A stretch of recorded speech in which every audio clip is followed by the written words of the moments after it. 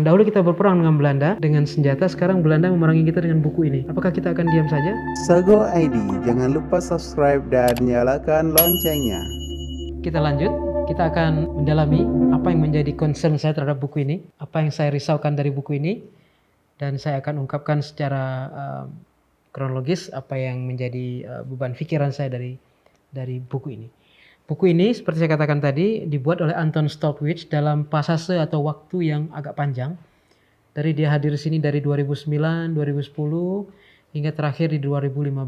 Tetapi momentum itu secara total dihabiskan di Aceh ini selama 1,5 tahun atau dia mengatakan hampir 2 tahun. Dan itu yang membuat dia nyaman atau merasa tertarik karena waktu itu ada istrinya di sini, Anne Mary Samuels ada di sini, dan dia juga didukung oleh beberapa banyak orang-orang smart dalam hal fotografi, dalam hal pemerintahan yang membuat dia nyaman, dan juga pendanaan dari KTLV untuk pelaksanaan tugas-tugas belajar S2 dia sebagai mahasiswa magister untuk bidang jurnalistik kolonial. Oke, that's it. Jadi kalau kita melihat di sini, buku ini diterbitkan oleh Yayasan Obor Indonesia, Pustaka Obor Indonesia.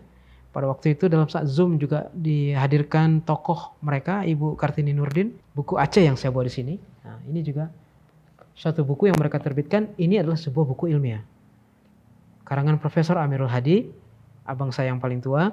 Ini menjadi referensi saya untuk saya mempelajari Aceh secara lebih ilmiah. Sementara ini adalah sebuah buku yang menggabung antara ilmiah, impresi, prejudis, syakwasangka, semua menjadi satu, ada di sini. Oke, anyway, kupasan saya pertama adalah pada covernya. Kalau kita jeli melihat kawan-kawan, para junior, senior semua, covernya ini ya adalah tokoh yang dia sebut sebagai Tengku Imum Bale. Keren nama itu. Tengku Imum Bale. Kalau nama aslinya Teku Muhammad Ali Dalam. Ya. Kalau Tengku Imum saya pikir auranya pasti akan lebih teduh. Tapi ini kok saya merasa ada yang lain dari foto ini. Something behind this. Ada sesuatu yang tidak biasa.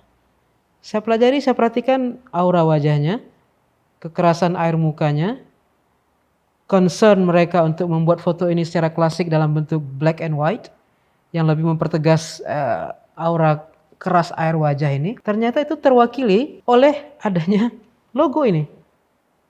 Medali penghargaan Belanda. Jadi ini adalah tokoh yang pernah ditundukkan oleh Belanda karena dia menerima penghargaan ini. Otomatis dia berfungsi untuk Belanda. For me, bagi saya, this is controversy. Bagi saya ini kontroversial. Mengapa? Karena kita bicara Aceh, ya kita bicara Aceh, kita bicara perjuangan ya untuk tujuan yang memperjelas sejarah, tapi yang dia tampilkan adalah tokoh yang pro kepada Belanda dari orang-orang kita sendiri. Ini yang saya katakan sebagai prinsip agitasi. Jadi ada seperti memecah belah, ada sedikit ya upaya dia untuk mengadu domba kita. Lihat, ini orang kalian bekerja untuk kami. Kami buat buku ini, kami angkat dia kembali, kami hadirkan dia di sini sebagai satu kebanggaan. Bangga kita melihat ini? Saya rasa tidak. Kita tidak bangga melihat tokoh yang menggunakan medali Belanda karena dia menjadi orang Belanda pernah di satu masa di dalam episode kehidupannya. That's the first controversy. Itu adalah kontroversi pertama yang terlihat jelas oleh saya karena bagi saya ini foto sangat menarik, klasik dan sangat artistik bagi saya, tapi sayangnya ada logo ini. Ya, karena buku ini seperti judulnya idealnya membahas tentang kedatangan, keterusiran dan jejak yang mereka tinggalkan di sini. Satu trigger yang menarik, tapi kita perhatikan apa yang ada di dalam. Buku ini diberi kata pengantar oleh seorang Boni Triana. Ya, ini kata pengantar Boni Triana. For you who never know Boni, let me tell you, Boni ini adalah seorang pemimpin redaksi untuk Historia.id. Historia.id dalam sepengetahuan saya, dalam beberapa kali saya mencari kutipan-kutipan tentang Aceh, yang muncul adalah artikel tentang Aceh yang lebih cenderung kepada kekejamannya. Wow. Saya terkejut, saya tercengang. Ada berpuluh title di sana pada saat saya cari di dalam situs historia.id, itu semua bicara mengenai kekejaman Aceh. Saya nggak tahu apa yang di benak Boni tentang Aceh. Jadi sekarang dia hadir di sini memberikan kata pengantar. Apakah ini 11-12? Wallahu alam. Kemudian itu adalah bagi saya kontroversi yang kedua, kehadiran Boni. Saya tidak tahu seperti apa pentingnya Boni di situ. Kemudian dalam prolog dia menulis mengenai menara mercusuar di Pulau Brugge. Ya, ini menara kalau bahasa mereka lighthouse kalau kita mercusuar. Karena dia datang dengan kemampuan jurnalistik dan kemampuan sastra mungkin, maka dia mengemas sebuah cerita yang menarik, apik dalam buku ini. Tetapi cerita ini menjadi bahan pertanyaan bagi saya karena terkait dengan ketidaksesuaian ideal atau bentuk format ideal dari seorang traveler. Kita perhatikan di dalam halaman 18 Romawi, dia mengatakan sedemikian. Pantai mana yang dimaksud? Jalannya berkelok-kelok. Kemanapun kita melihat nggak kelihatan tuh mercusuar. Tapi kan kamu tahu mercusuar itu kan bukan bangunan biasa, bisa dilihat, bisa terlewatkan tanpa dilihat karena dia tinggi. Oke. Kemudian dia menuliskan lagi, dia basah, tasnya basah, dia kebingungan, kemalaman, dan dia akhirnya dibantu oleh seseorang yang tinggal sendiri di kawasan itu dan memberikan dia kopi. Mengajak dia dalam bentuk kehangatan yang luar biasa dan menanyakan, kamu basah, mari kita minum kopi. Ini mengusik tanda tanya di kepala saya. Apakah mungkin seorang anak Eropa, lahir di Eropa, membesar di Eropa dengan teknologi yang bagi kita elegan ada di sana, datang ke sebuah titik untuk mencari sebuah spot, titik, tanpa dilengkapi dengan teknologi? Come on man. Kita kan sudah tahu ada maps, ada Waze, ya. Itu semua adalah peluang-peluang besar untuk mendapatkan titik koordinat yang terbaik untuk memudahkan datang ke sini. Tapi dia menggambarkan dia datang dalam keadaan tidak mengerti situasi geografisnya, tidak mengerti topografinya, tidak mengerti demografi kawasan itu, dan dia datang tersesat, kemalaman, kebasahan, kebingungan. Di sinilah saya merasa ada hal yang lain yang coba dia bawa, jadi lebih kepada mendramatisir sebuah keadaan. Saya curiga apakah drama ini akan berlanjut dalam bagian-bagian lain. Inilah yang kita akan coba kupas, jadi kita tidak dianggap kawasan yang tidak civilized, tidak beradab, atau kawasan yang betul-betul tertinggal sampai teknologi 3G pun tidak ada, jadi dia tidak mampu menggunakan maps dia atau Waze dia. Bisa saja orang berpikir sedemikian karena dianggap kita tidak mampu. Itulah impact daripada catatan yang sedemikian ini. Oke. Kemudian yang menarik selanjutnya adalah statement-statement dia yang menyakitkan hati bagi kita orang-orang yang memang terbiasa mendengarkan catatan-catatan para pejalan atau para orientalis yang selalu datang untuk memburuk-burukkan kita di negara lain. Perhatikan tulisan dia di halaman 1, di zaman keemasan Kesultanan Aceh. Dia meneruskan sebuah catatan seorang John Davis. John Davis ini datang di tahun 1500-an, akhir 1599 bersamaan dengan kapal milik Cornelis de Houtman, Belanda. John Davis mengatakan, Sultan Aceh itu adalah seorang laki-laki tua dan gemuk. Istananya penuh dengan emas, beledru, damas. Oke, fine, bagus, berarti kita kaya. Tapi digambarkan sebagai laki-laki tua yang gemuk. Saya langsung membayangkan orang yang mungkin lamban bergerak karena tua dan gemuk. Dia memperburuk lagi dengan mengatakan Sultan itu memiliki 40 istri. Come on. Dan dia selalu menyandang 4 buah belati yang bertahtakan intan. Diperburuk lagi dengan kalimat selanjutnya yang mengatakan tidak ada yang dia kerjakan selain daripada makan dan minum seharian. Come on, babe. Apakah Aceh sedemikian? Apakah leader Aceh digambarkan sedemikian kita rela? John Davis membuat itu di 1599 dan Anton meneruskan dalam buku ini. Dan saya nggak tahu apakah John Davis bicara seperti itu letter lux atau dia menambah kalimat-kalimat dia sendiri, jadi tulisan ini terasa lebih dramatis. Laki-laki tua, gemuk, memiliki istri 40, itu kan bertentangan dengan agama. 40 kita memiliki kanun muka alam yang mengatur bagaimana seorang pemimpin, bagaimana kesalehan pemimpin, bagaimana keluarga pemimpin, bagaimana dia memecahkan masalah. Kanun muka alam mengatur semua etika menjadi seorang leader. Ini sudah against law itu, sudah against kanun tersebut. Jadi ini bagi saya suatu hal yang eksesif, berlebihan dan terlalu besar-besarkan atau kita sebut sebagai exaggerative. Sudah 1, 2, 3 dengan kontroversi dari cover tadi.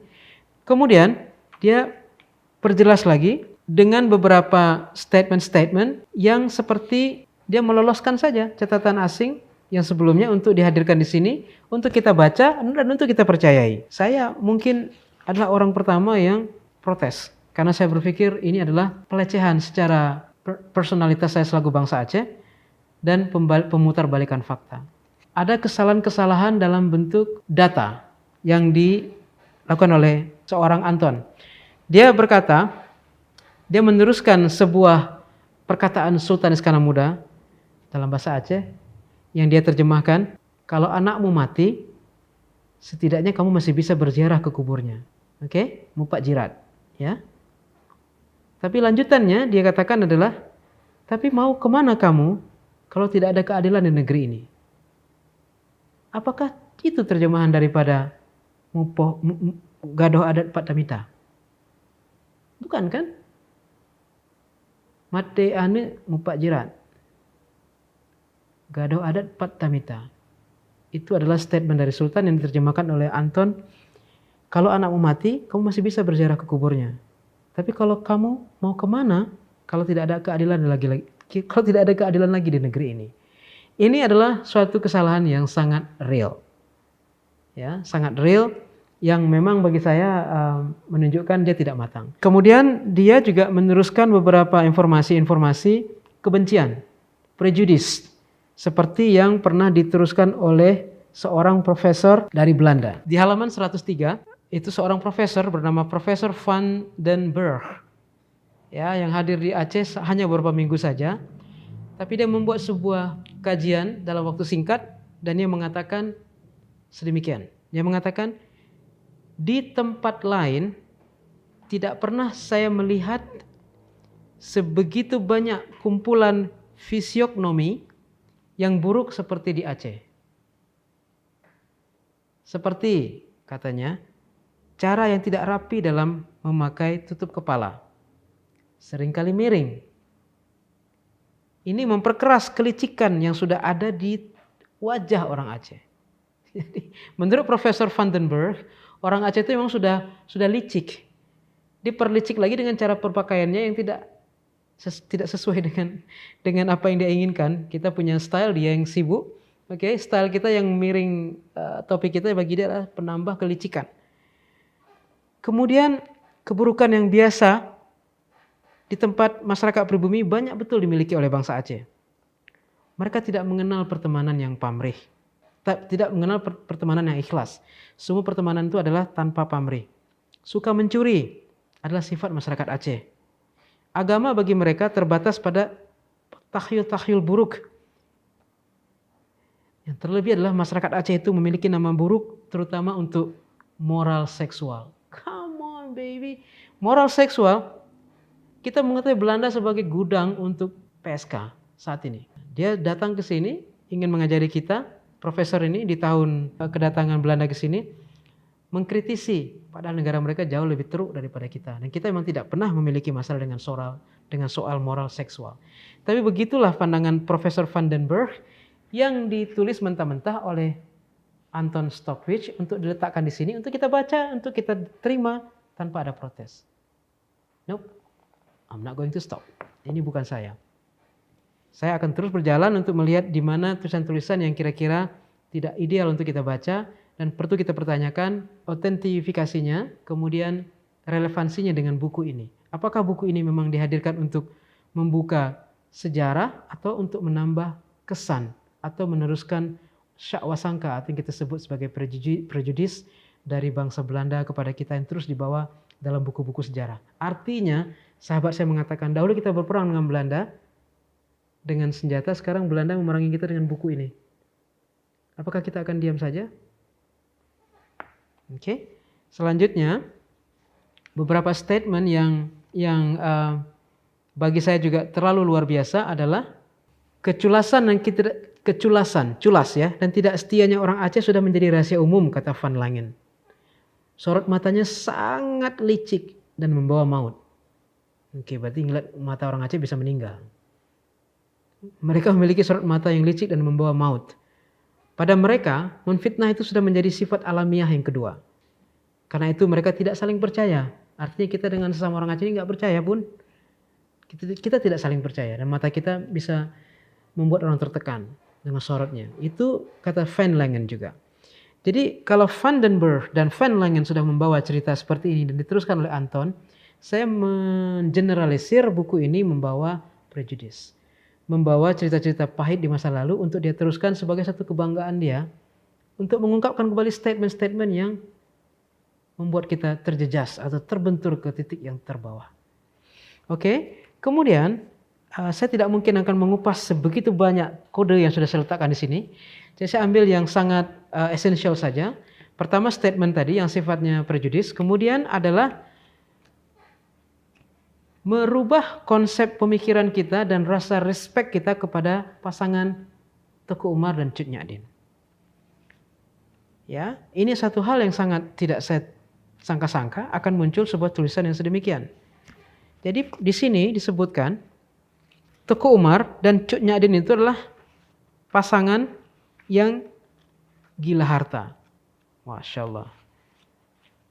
Disebutkan bahwasanya Cut Nyak Dien itu dan suaminya adalah adalah kelompok orang yang menghalalkan segala cara untuk mendapatkan apa yang mereka inginkan, termasuk harta dan kemenangan. Teku Umar di halaman 93, Teku Umar dan Cut Nyak Dien menghalalkan segala cara untuk meraih kemenangan dan juga untuk mengumpulkan kekayaan.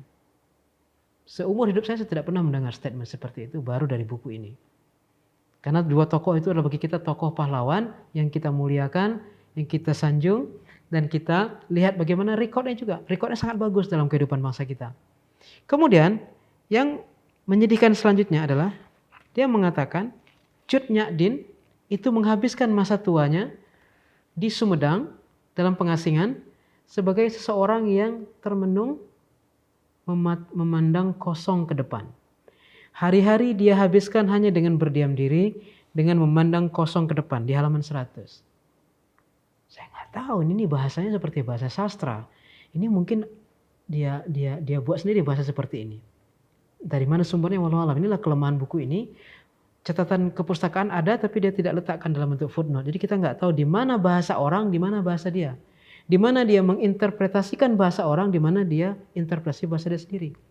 Ini yang membuat kita kalang kabut dalam menjudge. Tapi kalimat seperti ini sangat kontras dengan fakta yang saya datangi masyarakat pada saat saya ke Sumedang di tahun 93 yang lalu. Saya ziarah ke sana, saya menemukan masyarakat yang hidup di sekitar makam. Saya tanyakan, oh ya ini Cut Nyak Dien, kami baru tahu setelah itu ternyata beliau pahlawan, kata ibu-ibu di situ. Tapi kami, nenek-nenek kami dulu mengatakan beliau ini adalah seorang ulama yang mengajarkan membaca Al-Quran sebagai hafizah yang buta. Jadi dalam memori dia terekam semua ayat-ayat Al-Quran dengan surah-surahnya. Dan dia menyampaikan itu dalam bentuk pengajaran kepada anak-anak karena itu yang dia bisa. Dia seorang ulama, seorang leader, tapi dia buta. Jadi dia meneruskan sebagai hafizah. Tidak seperti ini dikatakan dia berdiam diri sambil memandang kosong ke depan seolah-olah hidupnya itu sia-sia. Ada 3 poin yang serasa sudah sangat menyakitkan hati. Oke, untuk singkat saja setelah kita bicara tadi mengenai acara di Mapesa yang saya katakan jawaban saya tidak dimaktubkan di sini, maka saya akan coba baca sedikit mengenai kunjungan ke acara kegiatan himpunan sejarah tersebut versi dia. Oke, di sini Anton mengatakan dia ingin menggali informasi mengenai pendapat orang Aceh mengenai perang Aceh dan Belanda. Dia bertanya kepada banyak orang dan orang menghadapi itu dengan semangat tinggi dan memberikan dia posisi di depan sebagai pembicara. Maka itulah dia didaulat sebagai pembicara sesuai dengan porsi dia sebagai peneliti. Ada penghormatan lebih untuk dia di situ. Tapi di sini dia menggambarkan dia seperti secara mendadak dijadikan sebagai pembicara dan seperti dia tidak siap. That's fine, itu dia. Tapi saya tidak melihat kepada sisi itu. Yang saya lihat adalah sisi apa yang dia coba endorse, yang coba dia letakkan di sini untuk kita percayai. Oke, seperti saya katakan di awal, kedatangan itu kita hadapi dengan bagus. Gedung tidak penuh, ada 2/3 terisi, semua berjalan normal, suasana tidak saling berteriak, suasana semua dalam keadaan tersenyum, memberikan respect kepada dia. Ini bisa saya buktikan dalam video dan foto yang saya ambil hampir 2 GB tersebut. Tetapi yang dia tuliskan di sini di halaman 22 dan 23, ya, oke, mari buka wawasan, karena saya menghadiri ini maka saya bisa bicara lebih dalam. Dia mengatakan acara itu penuh dengan suasana emosional. Dia mengatakan sejam yang menyesakkan dada. Oke, kemudian dia merasa di ruangan Hawa itu terasa semakin panas. Tidak seperti apa adanya. Dia merasa seperti dihadapkan dengan audiens yang bertepuk sorak-sorai dan penuh. Sehingga dia merasa berkeringat, dia merasa panas, dia merasa tertekan secara emosional, dan akhirnya dia nggak sanggup. Selesai itu dia langsung keluar untuk mencari udara dingin di luar, beristirahat dalam keadaan untuk lari dari keadaan yang penuh emosi tersebut. Oke. Jadi kawan-kawan semua, senior junior semua, ini bertolak belakang dengan fakta sebenarnya. Inilah saya katakan. Saya uraikan apa jawaban pertanyaan dia tidak maktubkan di sini, tapi dia justru merekam suasana itu dalam sebuah catatan yang lebih kepada impresi atau terlalu mendramatisir. Ini sudah saya protes dalam Facebooknya, saya bertanya kembali, itu tidak real, saya tunjukkan fotonya, ini suasana audiensnya, ini yang berangkat tangan, ini yang pembicara lain, ini suasana wajah mereka tersenyum semua. Terus dia mengatakan, saya menulis berdasarkan impresi saya. Ada masalah dengan itu? Yes, that's a big problem. Impresi berbeda dengan fakta. Impresi itu kesan yang didapatkan seperti itu, jelek. Maka buku ini saya katakan membawa begitu banyak impresi negatif. Negativity dalam kepala dia tuangkan di sini. Dia mix dengan catatan orang, dia bawa ke sini, dia seret, akhirnya penuh buku ini dengan negativity. Ini yang saya takutkan kalau pembacanya tidak ideal, tidak paham tentang Aceh, akan terbawa sebuah situasi yang menstigmatisasi atau memberi stereotyping bangsa Aceh sedemikian jeleknya. Mana contohnya? Fine. Saya katakan pada waktu saya bertemu wanita Belanda itu di tahun 2016, saya melihat dia memegang buku ini, saya tercengang, segitu cepat buku itu terprinting. Saya lihat bahasanya bahasa Belanda, saya tidak bisa membaca, saya perhatikan saja, saya katakan kepada ibu Belanda itu, saya ada di situ, saya ada merekam, ada ini. Dan dia muncul satu kengototan, bagilah saya videonya, bagilah saya fotonya. Karena saya pikir itu adalah hak intelektualitas saya nggak bagi semudah tersebut. Jadi dia tetap meminta, sepulang ke Belanda pun dia tetap hubungi saya melalui WhatsApp, kirimlah sedikit. Sekarang baru saya paham mengapa dia ngotot betul ingin tahu, karena dia ingin menjustifikasi, dia ingin membenarkan apa yang ditulis Anton ini real nggak dengan faktanya. Atau dia sudah terbakar pemikiran dia, segitulah respon yang dihadapi oleh Anton, dia ingin melihat bagaimana sebenarnya untuk membenarkan itu. Saya kirim video itu, saya tunjukkan bagaimana situasi yang dingin itu, dan dia tidak ada respon apa-apa setelah itu. Sekarang saya baru sadar mengapa dia ngotot betul, minta 1 menit aja, 2 menit aja, potong videonya. Oke, saya berikan. Ternyata itu bertolak belakang dengan apa yang diungkapkan oleh Anton di sini. Inilah yang saya takutkan. Orang membaca ini akan tersengal-sengal dengan emosi, tersengal-sengal dengan pemikiran buruk tentang Aceh. Ini yang saya sangat hindari, makanya saya katakan buku ini tidak ideal untuk dibaca, karena penuh dengan justifikasi, prejudis, dan impresi yang istilah dia adalah impresi yang bagi saya adalah sebuah dramatisasi dan eksagerasi yang berlebihan.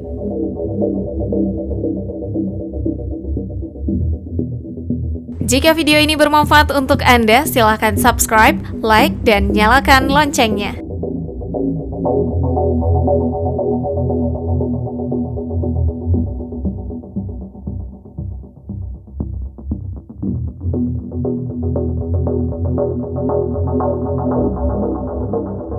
Thank you.